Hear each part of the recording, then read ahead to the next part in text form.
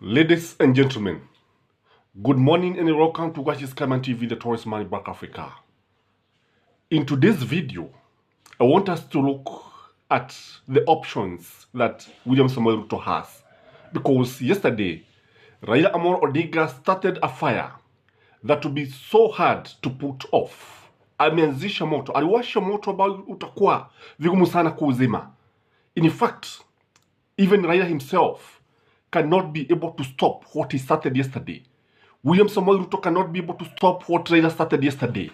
Nobody can be able to put down or to put off this fire. No fire brigade can be able to stop this. Zima moto hata zipi hata zitoke katika sehemu gani haziwezi kuzima moto huu. So Raila and William Samoei Ruto, as we talk, are in a what I would call a crisis situation. Kwa sababu lazima kuwe na suluhisho, lazima kuwe na the what I would call the way forward. But in this video, before I look at William Samoei Ruto's option, it is also important to realize that watu wengi ambao wanafuata William Samoei Ruto, unapoangalia katika mitandao, unapoangalia sehemu nyingi, utaona kwamba ni watu ambao wanamkashifu Raila Amolo Odinga. Hata hivyo, kuna wale ambao nao upande wa Raila Amolo Odinga, kuna wale ambao wanamsifu kama kiongozi wao, wakisema kwamba uchaguzi uliibwa. Because yesterday, Raila Amolo Odinga put down the 8 points, which include not limited to resignation of William Samoei Ruto.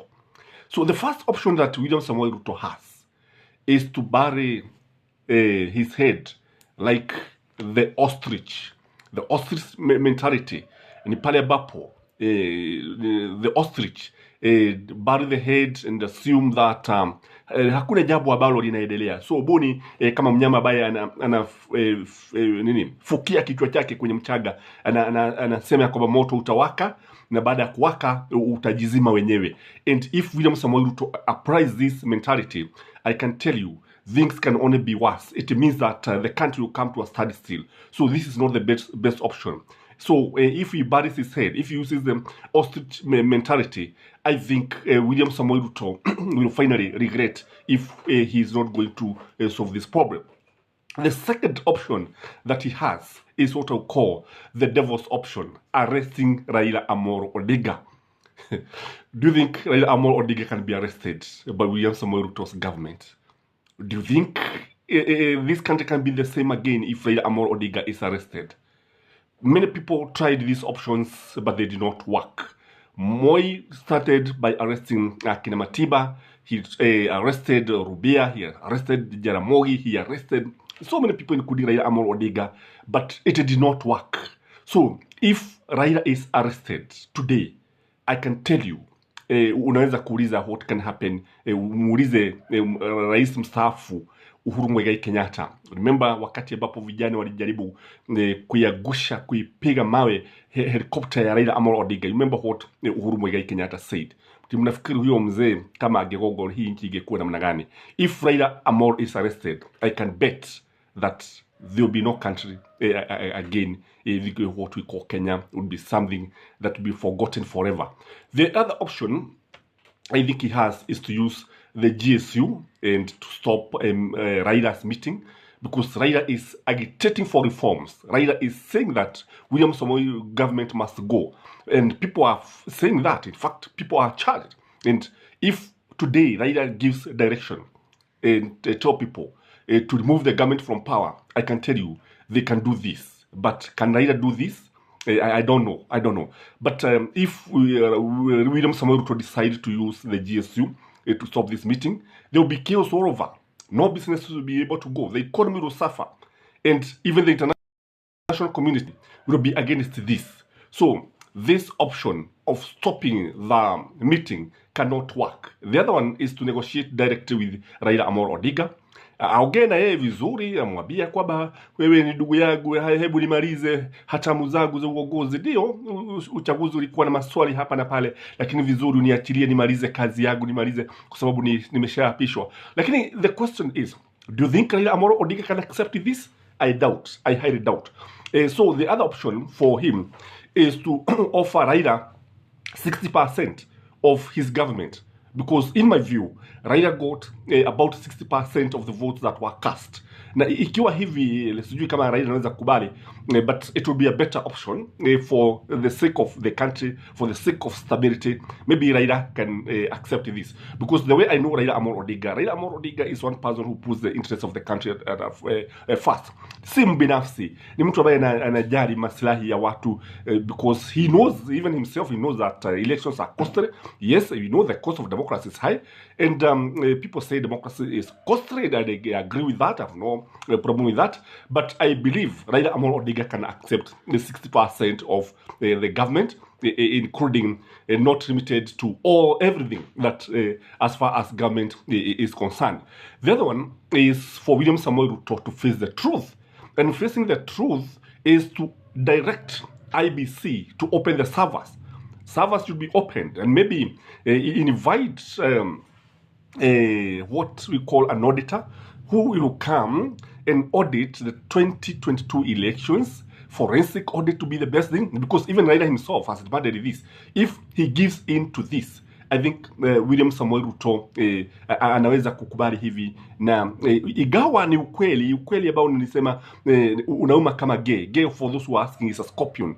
Na unajua ukiuma na scorpion, it is very very painful. Kwa hivyo ndivyo ukweli ulivyo. Kwa if the servers are opened and it is realized that William Samoei Ruto won the presidency, I think Raila atakubali hatakuwa na shida if a forensic auditor comes and say that William Samoei Ruto won the elections squarely. But if it is proved that he did not win, I think he will face the music, because people will demand that he resign, and people will maybe remove him from the office. So kile ambacho tunaona ni kwamba maybe this one cannot happen if for sure William Samoei Ruto is very much aware that he did not win the elections, which I also believe that he did not win these elections.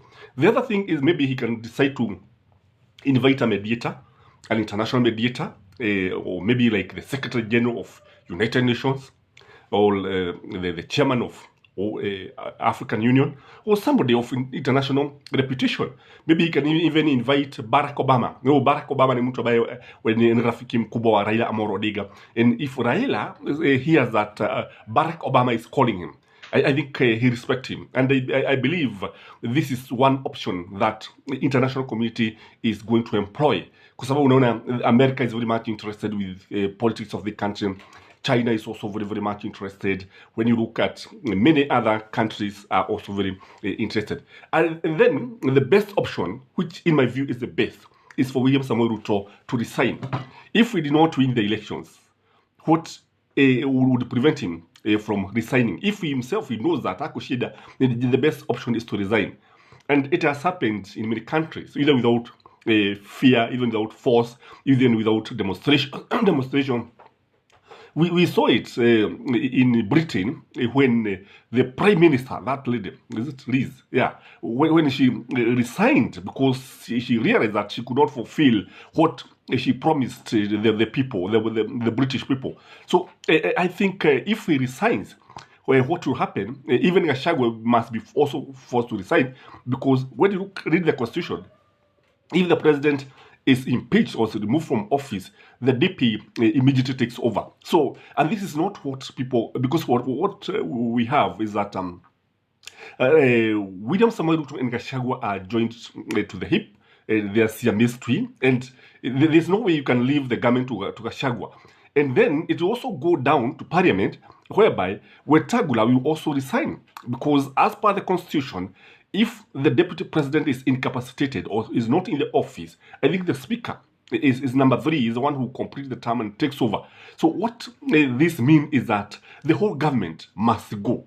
And even in Parliament should go, even the Senate should go. There's no need of even saying that it is only William Samoei Ruto's government that should go. I believe this one of resignation, it will mean nullifying the whole elections. But the problem is the Supreme Court already validated William Samoei Ruto's win. But I believe if William Samoei Ruto is a gentleman, if he's a nationalist, if he values the interests of this country, if he values the statehood of this country, if he values, if he's a national leader, and if he's somebody who is a Democrat, I don't think there's anything that will stop him from resigning from this office. In the meantime, kile ambacho tunaona, nimesema kwamba tunaona wafuasi wengi wa UDA wakijaribu kukashifu Raila Amolo Odinga, which is wrong in my view. And even kile ambacho tunafaa kujiuliza ni kwa nini, why this? Is the information that was given by the whistleblower, is it valid? Is it genuine? Is it verifiable? Can it be verified? And in my view, it is possible. So William Samoei Ruto, I think, is not even disputing the whistleblower and what he's trying to do.